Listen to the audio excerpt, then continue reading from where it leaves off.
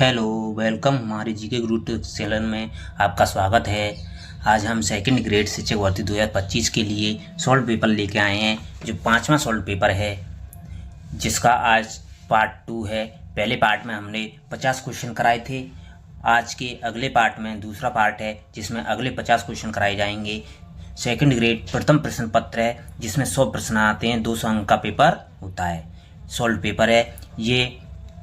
30 अप्रैल 2023 को स्कूल शिक्षा विभाग की भर्ती परीक्षा हुई थी। 30 अप्रैल 2023 को वो सॉल्व पेपर है, जिसमें जो भी क्वेश्चन आए हैं उनको हम संपूर्ण व्याख्या के साथ हम हल करा रहे हैं। तो जो भाई हमारे जीके गुरु टिप्स चैनल के साथ नए जुड़े हैं, उनसे प्लीज़ रिक्वेस्ट है, चैनल को सब्सक्राइब करें और अधिक से अधिक शेयर भी करें। जो भाई बहन आपके कंपटीशन एग्जाम की तैयारी कर रहे हैं, उनके लिए चैनल को अधिक से अधिक शेयर भी करें।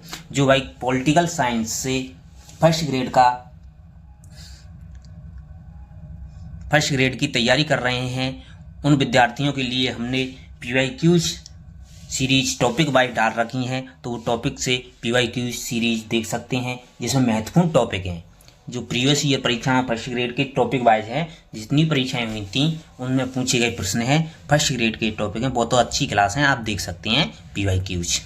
तो इसमें हम सेकंड ग्रेड के लिए जो प्रथम प्रश्न पत्र पहला पेपर होता है, ये 5वां सॉल्व पेपर है, जिसका दूसरा पार्ट है। पहले पार्ट में हमने 50 क्वेश्चन कराए, आज दूसरा पार्ट है। दूसरे पार्ट को हम हल करा रहे हैं।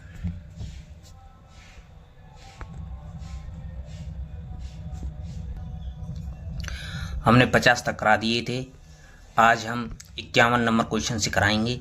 जो भाई हमारे टेलीग्राम चैनल पर जुड़ना चाहते हैं, वो वीडियो की डिस्क्रिप्शन में जाएं और टेलीग्राम चैनल को ज्वाइन कर सकते हैं, जिस पर आपको इस क्लास की PDF और भी PDF मिलती रहेंगी और महत्वपूर्ण जानकारियाँ आपको टेलीग्राम चैनल पर मिलती रहेंगी। तो आप हमारे टेलीग्राम चैनल को ज्वाइन कर सकते हैं और वीडियो को अंत तक देखें दोस्तों। वीडियो को लाइक कर जरूर करें। हमने 50 तक करा दिए थे, आज 51 नंबर का क्वेश्चन है। 51 नंबर का क्वेश्चन सॉल्व कराना है आज।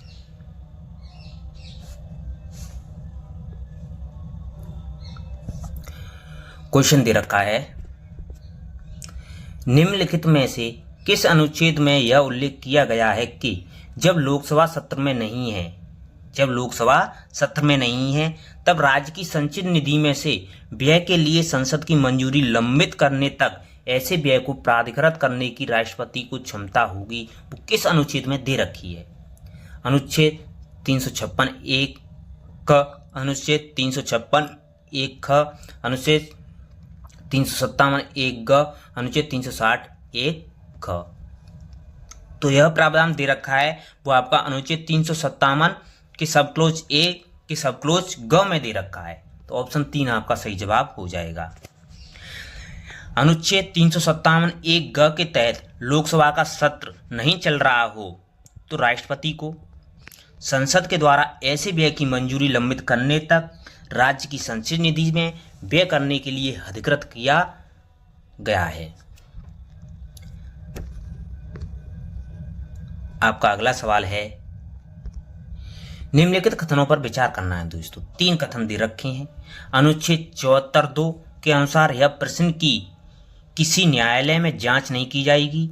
क्या मंत्रियों ने राष्ट्रपति को कोई सलाह दी, और यदि दी तो क्या दी? अगर दी तो क्या दी? बिल्कुल सही है दोस्तों, अनुच्छेद 74(2) में यही प्रावधान दे रखा है। अनुच्छेद 75(2) के अनुसार मंत्री राष्ट्रपति के प्रसाद पर्यंत अपने पद धारण करेंगे। ये भी सही है, बिल्कुल सही है दोस्तों।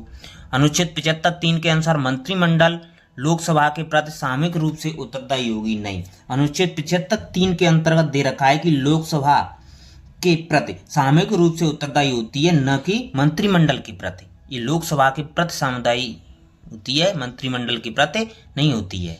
तो और ये तो गलत ही हो जाएगा, C। तो इसमें हो जाएगा A और B दोनों सही है। A और B दोनों सही है, वह आपके ऑप्शन 2 में दे रखें, तो ऑप्शन 2 आपका सही जवाब हो जाएगा। जिन भाइयों ने अभी तक हमारी वीडियो को लाइक नहीं किया है, उनसे प्लीज़ रिक्वेस्ट है, वीडियो को लाइक जरूर करें। अगला सवाल दे रखा है आपका, निम्नलिखित में से किस संविधान संशोधन अधिनियम द्वारा सहकारी समितियों की स्थापना को मूल अधिकार के रूप में अंतः स्थापित किया गया? तो सहकारी समितियों को की स्थापना को मूल अधिकार के रूप में अंतः स्थापित किया गया था, वो आपका 97वां संविधान संशोधन हुआ था। 97वां संविधान संशोधन हुआ था, जिसके तहत सहकारी समितियों की स्थापना की गई थी मूल अधिकार के रूप में। तो ऑप्शन 3 आपका सही जवाब हो जाएगा। ऑप्शन 3 आपका सही जवाब हो जाएगा। जो 97वां संविधान संशोधन अधिनियम हुआ था वो आपका 2011 में हुआ था। कब हुआ था? 2011 में हुआ था।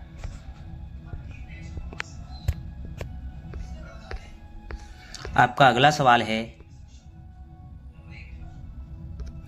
दल परिवर्तन के आधार पर निर्हरता के बारे में प्रश्नों का विनिश्चय का प्रावधान भारतीय संविधान की 10वीं अनुसूची के अंतर्गत निम्नलिखित में से किस पैराग्राफ में उल्लेखित है?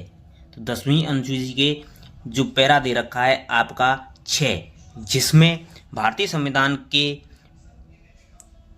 दल परिवर्तन के बारे में दे रखा है। ऑप्शन 4 आपका सही जवाब होगा। दल परिवर्तन कानून 52वें संविधान संशोधन 1985 के द्वारा जोड़ा गया था। इसे भारतीय संविधान की 10वीं अनुसूची में जोड़ा गया था। दल परिवर्तन के आधार पर निर्हरता के बारे में प्रश्नों का विनिश्चय का प्रावधान भारतीय संविधान की 10वीं अनुसूची के पैरा 6 में उल्लेख किया गया है। आपका अगला सवाल है, निम्नलिखित में से कौन सा मूल कर्तव्य भारतीय संविधान में अक्षरशः उल्लेखित नहीं है? मूल कर्तव्य भारतीय संविधान में कौन सा नहीं दे रखा है? हमारी सामाजिक संस्कृति गौरवशाली परंपरा का महत्व समझें और इसका परिरक्षण करें। बिल्कुल सही है। सार्वजनिक संपत्ति को सुरक्षित रखें और हिंसा से दूर रहें। बिल्कुल सही है। विधि द्वारा स्थापित नियमों की पालन करें। विधि द्वारा स्थापित नियमों का पालन करें, ये मूल कर्तव्यों में नहीं दे रखा है, तो ये तो गलत हो जाएगा। यही पूछा है कौन सा नहीं है, तो ऑप्शन 3 ही आपका सही जवाब हो जाएगा। देश की रक्षा करें और आह्वान करें कि यह राष्ट्र की सेवा करें, ये भी दे रखा है। 42वें संविधान संशोधन के द्वारा 1976 में सरदार स्वर्ण सिंह समिति की सिफारिश पर भाग 4 के ए में 10 मूल कर्तव्यों को जोड़ा गया था। उसके बाद 86वें संविधान संशोधन के द्वारा 2002 के द्वारा 11वां मूल कर्तव्य शिक्षा को जोड़ा गया था। अगला सवाल दे रखा है आपका, पंचशील के संबंध में निम्नलिखित में से कौन सा कथन सही नहीं है? पंचशील के संबंध में पूछा गया है।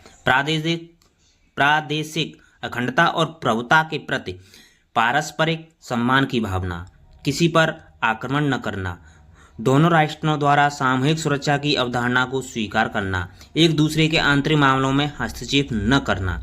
तो इसमें दे रखा है आपका नहीं दे रखा है पंचशील समझौते में, वो नहीं है आपका दोनों राष्ट्र सामूहिक सुरक्षा की अवधारणा की स्वीकार करना, ये पंचशील समझौते में नहीं दे रखा है। तो ऑप्शन 3 आपका सही जवाब हो जाएगा। जो पंचशील समझौता है वो आपका 29 अप्रैल 1954 को चीन में हुआ था। भारत और चीन के मध्य पंचशील समझौता हुआ था 29 अप्रैल 1954 को बीजिंग में,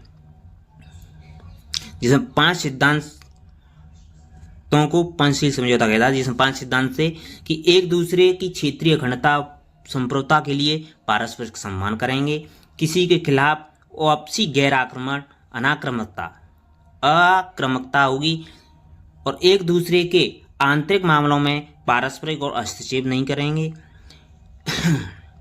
समानता और आपसी लाभ, शांतिपूर्ण सह अस्तित्व। ये 5 मूल सिद्धांत दे रखे थे पंचशील समझौते में। जिन भाइयों ने अभी तक हमारी वीडियो को लाइक नहीं किया है उनसे प्लीज रिक्वेस्ट है वीडियो को लाइक जरूर करें। अगला सवाल दे रखा है, संयुक्त राष्ट्र संघ के चार्टर के अनुच्छेद 1 में वर्णित उद्देश्यों के संबंध में निम्नलिखित कथनों पर विचार करना है। दोस्तों 3 कथन दे रहे। अंतर्राष्ट्रीय शांति एवं सुरक्षा बनाए रखना, बिल्कुल सही है दोस्तों। नागरिकों के सम्मान, अधिकार और आत्मनिर्णय के सिद्धांत के लिए आदर की भावना के आधार पर विभिन्न राष्ट्रों के बीच मित्रतापूर्ण भावना को मजबूत करना, ये भी है। सभी सदस्य सार्वभौम एवं समान हैं, ये नहीं दे रखा है। तो ऑप्शन 3 तो गलत हो जाएगा। ए और बी दोनों सही हैं, तो ऑप्शन 2 आपका सही जवाब हो जाएगा। अगला सवाल है आपका, यूएनओ के चार्टर के संबंध में सूची 1 और सूची 2 को मेल कीजिए। सुरक्षा परिषद, सदस्यता, विवादों का शांतिपूर्ण निपटारा, आते हैं सामाजिक परिषद, कौन कौन से अध्याय में ये दे रखे हैं, इनका उल्लेख किया गया है, ये देखना है दोस्तों। तो सुरक्षा परिषद है जिसका उल्लेख किया गया है आपका अध्याय 5 में, सुरक्षा परिषद अध्याय 5 में है। सदस्यता का उल्लेख किया गया है अध्याय 2 में, अध्याय 2 में किया गया है। और विवादों का शांतिपूर्ण निपटारा आपका अध्याय 6 में किया गया है। आर्थिक और सामाजिक परिषद अध्याय 10 में है। तो इसमें आपका सही जवाब बनेगा 2 4 3 1। 2 4 3 1 आपके कौन से ऑप्शन में दे रखे हैं, आपके ऑप्शन 1 में दे रखे हैं, तो ऑप्शन 1 आपका सही जवाब हो जाएगा। अगला सवाल है आपका, पियाजे के अनुसार मौजूदा संज्ञानात्मक संरचना में नवीन सूचना को सम्मिलित करना क्या कहलाता है? स्कीमा, आत्मसातकरण, समंजन, संतुलीकरण। तो पियाजे के अनुसार जो मौजूदा संज्ञानात्मक संरचना में नवीन सूचना को सम्मिलित करना आपका आत्मसातकरण कहलाता है। ऑप्शन 2 आपका सही जवाब हो जाएगा। ऑप्शन 2 आपका सही जवाब है।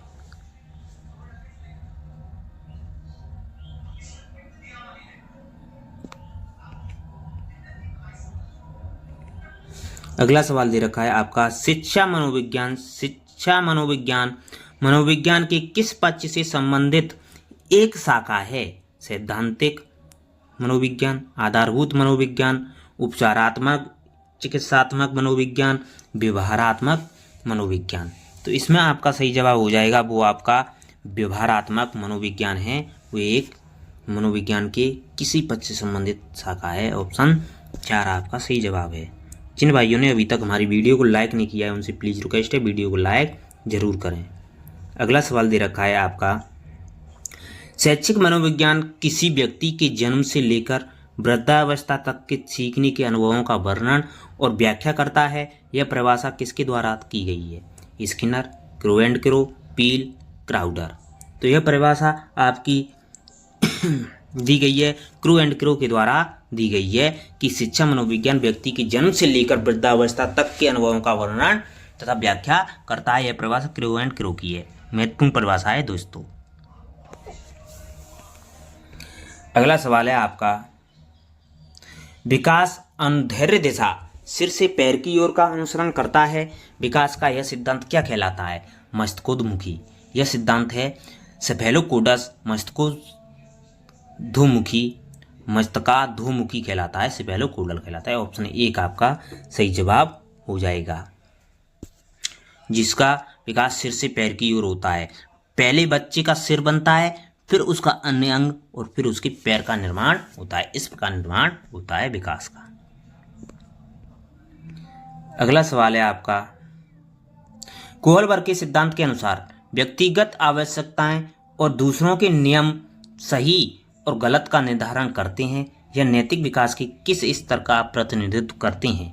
पूर्व परंपरागत, परंपरागत, पश्चिम परंपरागत, औपचारिक परंपरागत। तो इसमें आपका सही जवाब हो जाएगा वो आपका सही जवाब होगा पूर्व परंपरागत। ऑप्शन 1 आपका सही जवाब होगा। कोहलबर्ग के सिद्धांत के अनुसार व्यक्तिगत आवश्यकताएं और दूसरों के नियम सही हैं और गलत का निर्धारण करते हैं। यह नैतिक विकास के पूर्व परंपरागत स्तर का प्रतिनिधित्व करते हैं। अगला सवाल है आपका, स्किनर के सक्रिय अनुकूलन सिद्धांत के अंतर्गत किस पुनर्वलन अनुसूची में अधिगमकर्ता को एक निश्चित समय के पश्चात पुनर्वलन प्रदान किया जाता है? सतत, निश्चित अंतराल, परिवर्तनशील, निश्चयम अनुपात। तो इसमें आपका सही जवाब हो जाएगा वो आपका होगा निश्चित अंतराल। ऑप्शन 2 आपका सही जवाब होगा। अगला सवाल है आपका, निम्नलिखित में से कौन सा कथन अधिगम हेतु सही नहीं है? अधिगम उद्देश्यपूर्ण एवं लक्ष्य निर्देशित होता है। अधिगम समायोजन में सहायक है। अधिगम अस्थानांतरणीय है। अधिगम में अनुभवों का पुनर्गठन शामिल है। तो इसमें आपका सही जवाब हो जाएगा वो आपका अधिगम हेतु सही नहीं है, तो वो आपका हो जाएगा ऑप्शन 3 अधिगम अस्थानांतरणीय है। ये गलत है इसमें। ऑप्शन 3 आपका सही जवाब है। अधिगम की विशेषताएं हैं, अधिगम सतत प्रक्रिया है, लक्ष्य निर्देशित है, अधिगम व्यापक होता है, अधिगम एक सक्रिय प्रक्रिया होती है, अधिगम व्यक्तिवादी होता है, अधिगम हस्तांतरणीय होता है, अधिगम पर्यावरण के साथ व्यक्ति की अंतःक्रिया का परिणाम होता है। तो इसमें ऑप्शन 3 है वो हस्तांतरणीय दे रखा है, ये गलत है। जिन भाइयों ने अभी तक हमारी वीडियो को लाइक नहीं किया है उनसे प्लीज रिक्वेस्ट है वीडियो को लाइक जरूर करें। अगला सवाल है आपका, निम्नलिखित में से कौन सा क्रिया प्रसूत अनुकूलन में प्रयुक्त तंत्र है? इसके फोल्डिंग, रूपण, धारण, उद्भवन। तो क्रिया प्रसूत में अनुकूलन में प्रयुक्त तंत्र है वो आपका है रूपण, शेपिंग। शेपिंग की अवधारणा स्किनर द्वारा दी गई थी। यह व्यवहार संशोधन के प्रयोग को संदर्भित करता है। शेपिंग का अर्थ प्रयोगकर्ता के इच्छित अंत में जीव के व्यवहार का संशोधन है। अगला सवाल है आपका, जब एक व्यक्ति द्वारा अपने कार्य या व्यवहार को किसी युक्ति का सहारा लेकर उचित सिद्ध करने का प्रयास किया जाता है तो यह रक्षात्मक युक्ति क्या कहलाती है? तर्क संगतीकरण, प्रतिक्रिया निर्माण, प्रतिगमन, उदात्तीकरण। तो यह क्रिया कहलाती है आपकी यह क्रिया आपकी कहलाती है तर्क संगतीकरण। ऑप्शन 1 आपका सही जवाब हो जाएगा। अगला सवाल है आपका, कौन सी व्यक्तित्व आकलन की प्रक्षेपी विधियां हैं? व्यक्तित्व आकलन की प्रक्षेपी विधियां दे रखी हैं, तो कौन सी हैं वो प्रक्षेपी विधियां हैं? वाक्य पूर्ति, समाजमिति, शब्द साचर, क्रम निर्धारण, मापनी।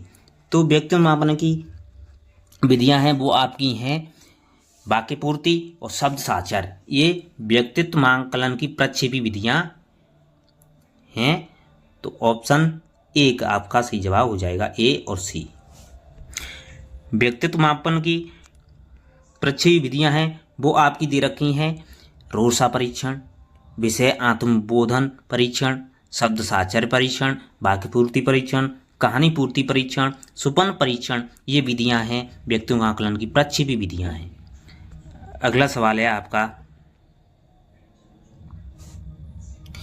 आलपोर्ट के अनुसार व्यक्तित्व गत्यात्मक संगठन है सामाजिक तंत्र का, मनोदैहिक तंत्र का, मनोवैज्ञानिक तंत्र का, दैहिक तंत्र का। तो आलपोर्ट के अनुसार जो व्यक्तित्व का गत्यात्मक संगठन है वो आपका संगठन है तो वो आपका है सामाजिक तंत्र का। ऑप्शन 1 आपका सही जवाब हो जाएगा। जिन भाइयों ने अभी तक हमारी वीडियो को लाइक नहीं किया उनसे प्लीज रिक्वेस्ट है वीडियो को लाइक जरूर करें। अगला सवाल है आपका, निम्नलिखित में से कौन सा गिलफोर्ड द्वारा प्रतिपादित बुद्धि के त्रिआयामी सिद्धांत की विमांग और उसके तत्वों का सही मिलान नहीं है? विषय वस्तु, प्रतिक्रिया, उत्पाद, सक्रिया, ये तत्व दे रखे हैं। तो सही मिलान नहीं है वो आपका है ऑप्शन 3 अर्थगत। ऑप्शन 3 है, सही मिलान नहीं दे रखा है, आपका सही जवाब हो जाएगा ऑप्शन 3। विषय वस्तु प्रतीक होता है, सक्रिया मूल्यांकन होता है, सक्रिया संज्ञान भी होता है। ये 3 तत्वों का उत्पाद होता है, वो तत्व परिणाम होता है। आपका अगला सवाल है, निम्नलिखित में से कौन सा एक सामूहिक शाब्दिक परीक्षण का उदाहरण है? सामूहिक शाब्दिक बुद्धि परीक्षण का उदाहरण आर्मी बीटा परीक्षण, रेवेंस प्रोग्रेसिव मैट्रिसेस परीक्षण, आर्मी अल्फा परीक्षण, बैचलर बेलेव्यू परीक्षण। तो इसमें दे रखा है सामूहिक शाब्दिक बुद्धि परीक्षण है वो आपका आर्मी अल्फा परीक्षण है। ऑप्शन 3 आपका सही जवाब हो जाएगा। आपका अगला सवाल है, निम्नलिखित में से कौन सा बाकर मेहदी सृजनात्मकता परीक्षण का एक उप परीक्षण नहीं है? परिणाम परीक्षण, अप्रचलित उपयोग परीक्षण, पूछना और अनुमान लगाना परीक्षण, नवीन संबंध परीक्षण। तो बाकर मेहदी के अनुसार शाब्दिक सृजनात्मक चिंतन परीक्षण में 4 शाब्दिक उप परीक्षण दे रखे हैं। परिणाम परीक्षण दे रखा है, असामान्य प्रयोग परीक्षण दे रखा है, नवीन संबंधों का परीक्षण एवं परीक्षण दे रखा है। तो इसमें आपका हो जाएगा, वो नहीं दे रखा है, वो आपका पूछना और अनुमान लगाना परीक्षण नहीं है। ऑप्शन 3 आपका सही जवाब हो जाएगा। अगला सवाल है आपका, निम्नलिखित में से कौन सी एक प्राथमिक हवा प्रेरकों की विशेषता नहीं है? अंतर्जात, सार्वभौमिक, जन्मजात, अर्जित।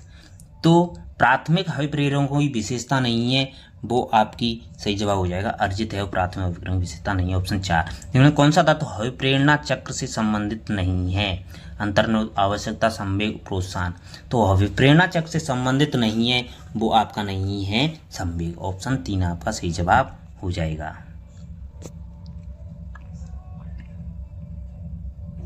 अभिप्रेरणा चक्र है जिसमें है आवश्यक तत्व है, वो है आवश्यकता, प्रबल प्रेरणा, उत्तेजना, लक्ष्य उन्मुखी व्यवहार, उपलब्धि, उत्तेजना में कमी। ये है अभिप्रेरणा चक्र में शामिल। आपका अगला सवाल है, वर्ग त्वरण किस प्रकार के विशिष्ट आवश्यकता वाले बालकों के शैक्षिक विकास हेतु एक उपाय है? प्रतिभाशाली, धीमी गति से सीखने वाले, अधिगम असमर्थ, उपचारी। तो इसमें आपका सही जवाब हो जाएगा वो आपका प्रतिभाशाली। ऑप्शन 1 आपका हो जाएगा। जिन भाइयों ने अभी तक हमारी वीडियो को लाइक नहीं किया उनसे प्लीज रिक्वेस्ट है वीडियो को लाइक जरूर करें। अगला सवाल दे रखा है आपका, एक बालक की गणित विषय में उपलब्धि उच्च स्तर की, खेलों में रुचि औसत स्तर की और सृजनात्मक निम्न स्तर की है, यह उदाहरण किसका है? तो यह उदाहरण हो जाएगा आपका अंतर्वैयक्तिक भिन्नता का। ऑप्शन 3 आपका सही जवाब हो जाएगा, अंतर्वैयक्तिक भिन्नता का। औसत समूह से मानसिक शारीरिक विशेषताओं के संदर्भ में समूह के सदस्य के रूप में भिन्नता या अंतर का वैयक्तिक विभेद या व्यक्तिगत भिन्नता कहते हैं। एक बालक की गणित विषय में उपलब्धि उच्च स्तर की, खेलों में रुचि औसत स्तर की और सृजनात्मक निम्न स्तर की है, यह अंतर्वैयक्तिक विशेषता के अंतर्गत आते हैं। अगला सवाल दे रखा है आपका, कौन सा कथन अभिवृद्धि के संबंध में सही नहीं है? अभिवृद्धि किसी व्यक्ति, वस्तु अथवा घटना के प्रति अनुक्रिया की मानसिक तत्परता है। बिल्कुल सही है दोस्तों। अभिवृत्तियों में अभिप्रेरणात्मक विशेषता पाई जाती है, ये भी सही है। अभिवृत्ति अंतर्जात होती नहीं, यही गलत है। ऑप्शन 3 इसमें गलत हो जाएगा। अभिवृत्ति अंतर्जात नहीं होती है, अभिवृत्ति में संज्ञानात्मक, भावात्मक, व्यवहारात्मक घटक होते हैं, ये सही है। तो ऑप्शन 3 इसमें गलत है, ऑप्शन 3 इसमें सही जवाब हो जाएगा। अगला सवाल है आपका, डिफरेंशियल एप्टीट्यूड टेस्ट DAT निम्नलिखित में से किसके अतिरिक्त सभी उप मापनीय सम्मिलित हैं? आंकिक क्षमता, अमूर्त तर्कना, चित्त निर्माण, भाषा उपयोग। इसमें आपका सही जवाब हो जाएगा वो आपका होगा चित्त निर्माण। ऑप्शन 3 आपका सही जवाब हो जाएगा। इसे टेस्ट में 7 उपमापनियां सम्मिलित हैं। जो डिफरेंशियल एप्टीट्यूड टेस्ट होता है जिसमें 7 उपमापनियां हैं। मौखिक तर्क परीक्षण, संख्यात्मक क्षमता परीक्षण, सार तर्क परीक्षण, अंतरिक्ष संबंध परीक्षण, यांत्रिक तर्क परीक्षण, लिपकीय गति, सटीकता परीक्षण, भाषा उपयोग परीक्षण। ये दे रखे हैं 7 टेस्ट। जिन भाइयों ने अभी तक हमारी वीडियो को लाइक नहीं किया उनसे प्लीज रिक्वेस्ट है वीडियो को लाइक जरूर करें। अगला सवाल है आपका, सूची 1 को सूची सेकंड से मिलान करना है दोस्तों। भौतिक आकृति दे रखी है, स्थान दे रखे हैं, तो आपको मिलान करना है। इसमें दे रखा है जयगढ़, त्रिकुट पहाड़ी, लसाड़िया का पठार, रघुनाथगढ़। ये स्थान दे रखे हैं कहाँ कहाँ हैं, तो मिलान करना है। तो जयगढ़ है आपका, वो है जयपुर में, जयगढ़ जयपुर में 1-3। त्रिकुट पहाड़ी है, त्रिकुट पहाड़ी है वो आपकी जैसलमेर में है, त्रिकुट पहाड़ी जैसलमेर में है। लसाड़िया का पठार है वो आपका जैसमंद झील के पूर्वी भाग है, पूर्वी भाग क्या है? लसाड़िया का पठार है। रघुनाथगढ़ है वो आपका सीकर में है। बिल्कुल सिंपल सवाल था, तो इसमें आपका सही जवाब हो जाएगा 3-4-1-2, 3-4-1-2, 3-4-1-2 दे रखे हैं आपके ऑप्शन 3 में, तो ऑप्शन 3 आपका सही जवाब हो जाएगा।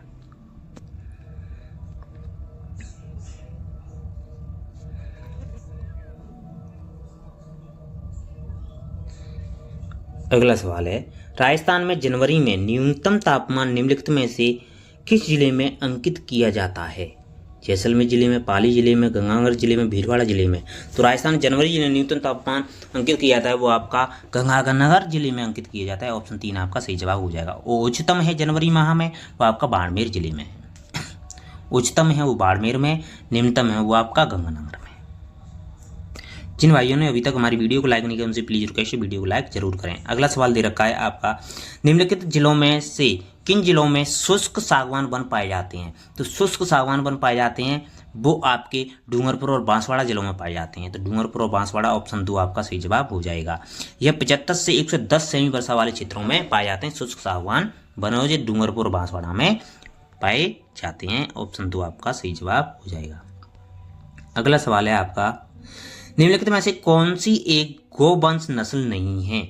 गिर, जमुनापरी, मेवाती, थारपारकर। तो गोवंश नस्ल होती हैं वो आपकी हरियाणवी, मेवाती, थारपारकर। गिर, कांकरेज, नागौरी, राठी ये गोवंश नस्ल होती हैं। जो जमुनापरी है वो आपकी हाड़ौती पठार में पाई जाने वाली बकरी होती है। तो इसमें ऑप्शन 2 आपका सही जवाब हो जाएगा। अगला सवाल है आपका, सूची 1 को सूची सेकंड से मिलान करना है। तो नदियां दे रखी हैं, उनके उद्गम स्थल दे रखे हैं, मिलान करना है। तो नदियां घग्गर, माही, चम्बल, बनास ये दे रखी हैं। तो घग्गर नदी है जिसका उद्गम होता है वो आपका शिवालिक पहाड़ियों से होता है। तो ए का हो जाएगा 4। ए का 4 आपका 2 ऑप्शन में है, तो ए खत्म हो जाएगा, ई खत्म हो जाएगा। माही नदी है वो आपकी मेहंद झील से निकलती, मेहंद झील से निकलती है माही नदी। तो ऑप्शन बी का हो जाएगा। तो बी का 3 1 में है, 4 में, तो ऑप्शन 4 आपका सही जवाब होगा।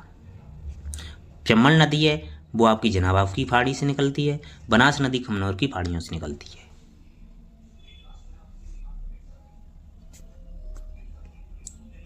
अगला सवाल है आपका,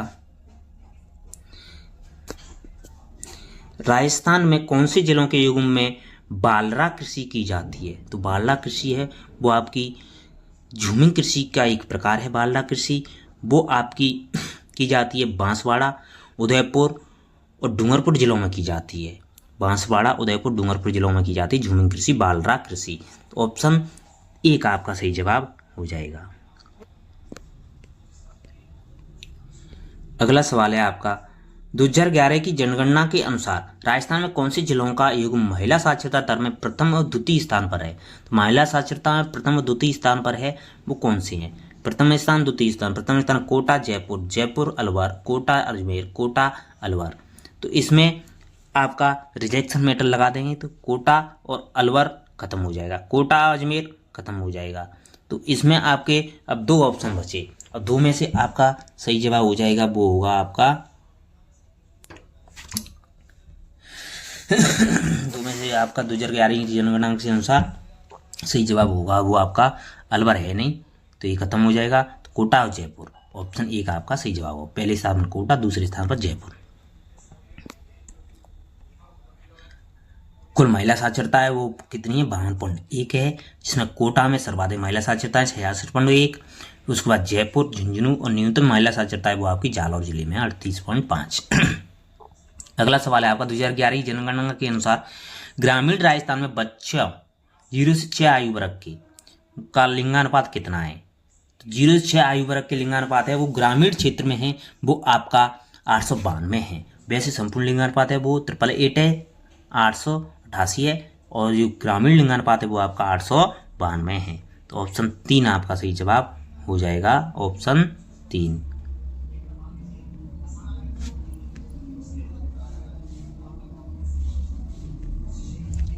आपका अगला सवाल है,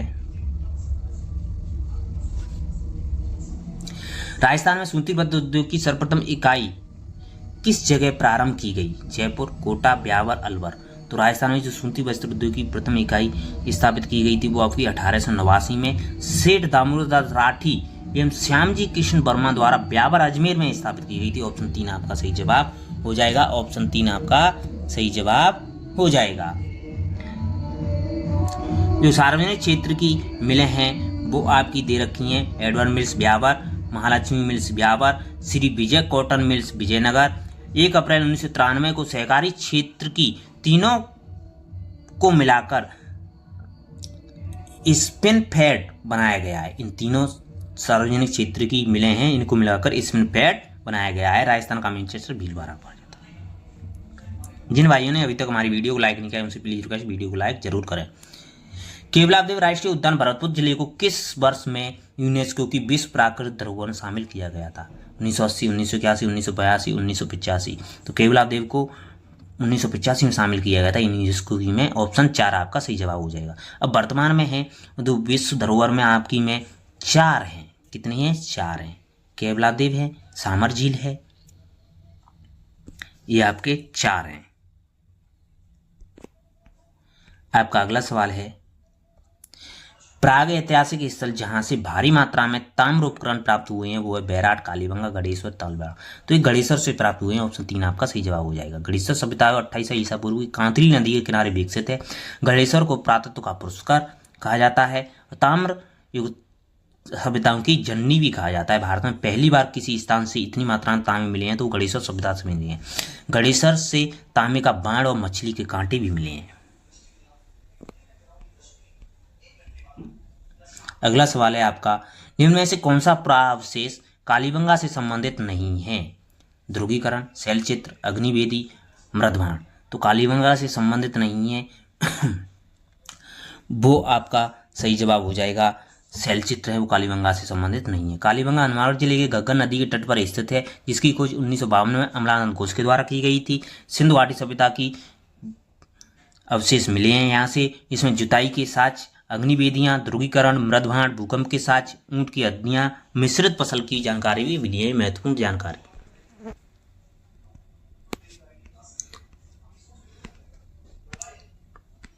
आपका अगला सवाल दे रखा है,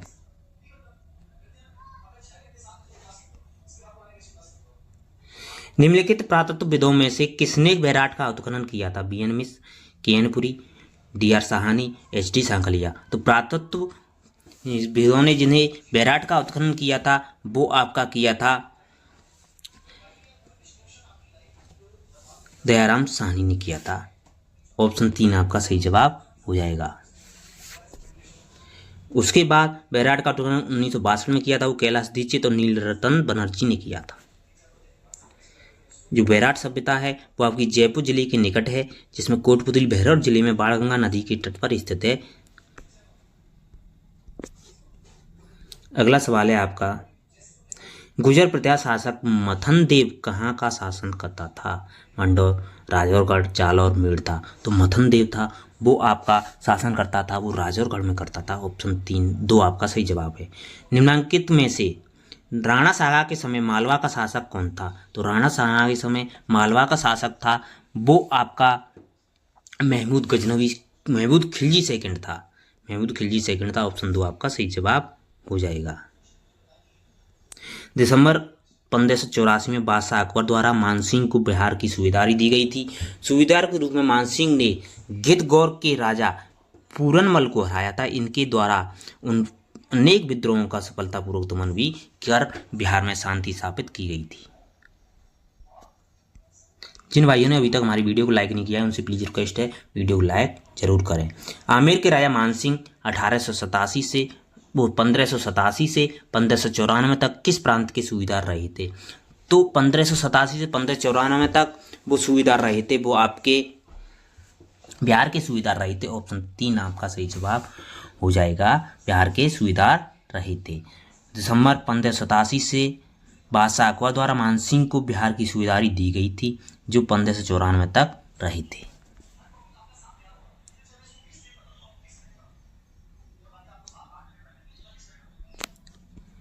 आपका अगला सवाल है, हल्दी घाटी के युद्ध को गोगुंदा का युद्ध किसने कहा था? तो हल्दी घाटी का युद्ध महत्वपूर्ण युद्ध है। गोगुंदा का युद्ध है, खमनौर का युद्ध है, ये किसने कहा था? तो हल्दी घाटी को गोगुंदा का युद्ध कहा था वो आपका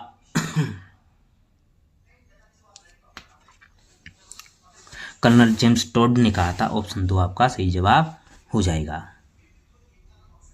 नहीं सॉरी, हल्दी घाटी को गोगुंदा का युद्ध कहा था वो आपका अब्दुल कादिर बदायूं ने कहा था। अब्दुल कादिर बदायूं ने कहा था। ऑप्शन 4 आपका सही जवाब हो जाएगा। राणा सांगा और अकबर के मध्य हल्दी घाटी नामक तंग दर्रे में लड़ा गया युद्ध था। हल्दी घाटी का युद्ध इतना घमासान था कि अबुल फजल ने इसे खमनोर का युद्ध, बदायूं ने इसे गोगुंदा का युद्ध और कर्नल जेम्स ने मेवाड़ की थर्मोपल्ली कहा था। कर्नल जेम्स टॉड ने तो इसे मेवाड़ की थर्मोपल्ली कहा था, लेकिन गोगुंदा का युद्ध कहा था वो आपका बदायूं ने कहा था, और अबुल फजल ने इसके खमनोर का युद्ध कहा था। तीनों ही वेरी वेरी मोस्ट हैं दोस्तों, ये पूछा जाता है हर एग्जाम में, किसी न किसी में आता रहता है। तो हल्दी घाटी का युद्ध बहुत ही प्रसिद्ध है।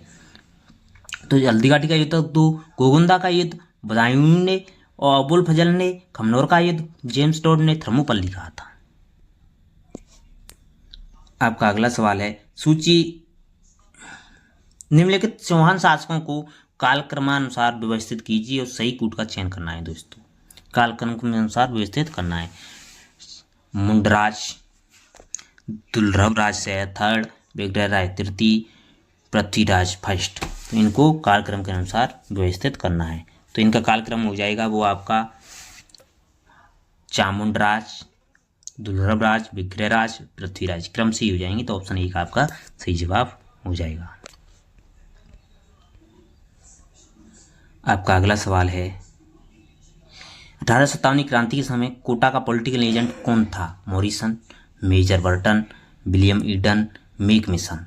तो 1857 समय कोटा का पॉलिटिकल एजेंट था वो आपका कोट बटन, कोटा में कोट में बटन, तो मेजर बर्टन थे। ऑप्शन 2 आपका सही जवाब हो जाएगा। 1857 क्रांति कोटा में 15 अक्टूबर 1857 को की गई थी, जिसका नेतृत्व जयदयाल, हरदयाल और मेहराब खां ने किया था। जयदयाल, हरदयाल, मेहराब खां ने कोटा में नेतृत्व किया था क्रांति का। उसमें कोटा के महाराज राम सिंह द्वितीय थे। यह क्रांति के समय कोटा के पॉलिटिकल एजेंट मेजर बर्टन थे। क्रांतिकारियों ने बर्टन और उसके पुत्रों तथा डॉक्टर सेडल की हत्या कर दी। इसकी हत्या कर 6 माह तक कोटा में अपना कब्जा करके रखा था क्रांतिकारियों ने।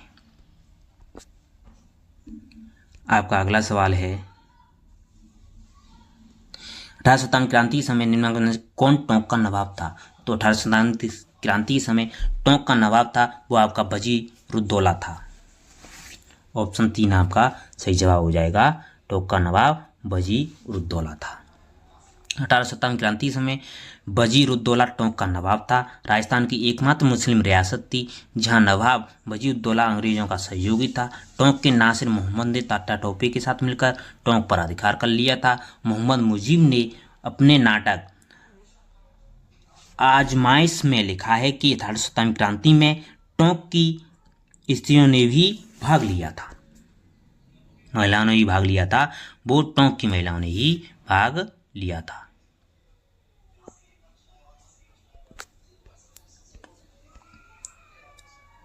अगला सवाल है आपका, नरेंद्र मंडल का प्रथम चांसलर कौन था? तो नरेंद्र मंडल का प्रथम चांसलर था वो आपका प्रथम चांसलर गंगा सिंह था, महाराजा गंगा सिंह था। ऑप्शन 2 आपका सही जवाब हुआ। नरेंद्र मंडल ब्रिटिशकालीन भारत के विधानमंडल का एक उच्च और शाही सदन था। इसकी स्थापना 1920 में ब्रिटेन के राजा जॉर्ज पंचम के शाही फरमान द्वारा की गई थी। नेहरू मंडल के प्रथम चांसलर बीकानेर के महाराजा गंगा सिंह थे।